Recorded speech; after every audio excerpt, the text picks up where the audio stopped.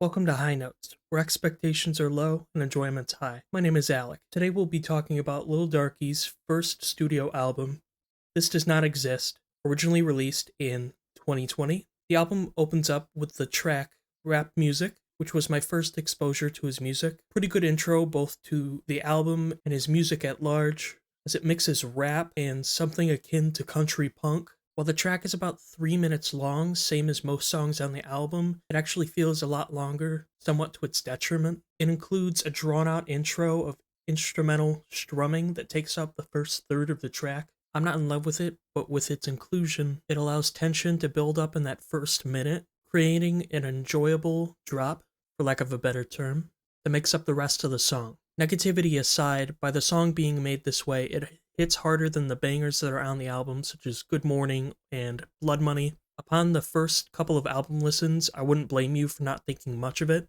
as much of the initial enjoyment would likely be derived from the excellent production from Wendigo and other members of Spider Gang. There are some well executed, if not a bit off kilter, choices on this album, such as the inclusion of bongos as production on Good Morning, along with a saxophone solo on Composition 11 to cap off the song. After about a half dozen listens, I gotta admit, the production kinda carries, as his pen game isn't necessarily that strong, but being completely honest, that's not a major contributor in how I enjoy music, or at least his music, so that gets a pass. Speaking of lyrics, I'd understand if you'd be put off by the type of stuff that he says on his songs, such as the somewhat frequent use of the F word, not the swear word, the slur. One piece of context you might miss if you gloss over the lyrics is that he's bisexual, with the belief that if you avoid words like that, you give it the power that allows it to stay volatile. The word queer was reclaimed, so I suppose why not that? To be clear, I'm pansexual, so I have skin in the game. I find myself vaguely agreeing with him, as while I truly believe you shouldn't give such words power, it should still just be used by those it affects, much like the black community and their own word, as opposed to an anything goes type of operating, which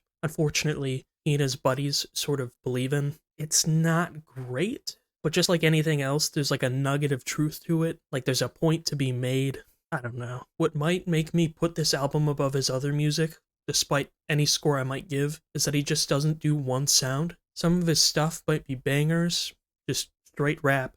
Some might be soft, like singer-songwriter type stuff, and some might be a bit more abrasive, like punk. By having each sound be equally represented, it keeps the album from becoming stale. Track sequencing especially comes into clutch as it creates a buffer so that things don't start feeling samey and keep you on your feet, so to speak. Furthermore, while some songs are one note in the sense that they stick to one kind of sound, others blend them together and fulfill the promise of experimentation. As mentioned, like with rap music, having commented on how little I care of the lyrics, he does switch up what he talks about as the album continues, with the punk-oriented tracks talking about being against the establishment, whatever form that might take, rap being braggadocious, or just generally lyrical bullshitting, which is readily apparent with his music, while the slower tracks are more introspective or mindful, as introspective as one can be on an album like this, while keeping within the same vein or theme. Overall, it took various listens for the album as a whole to click,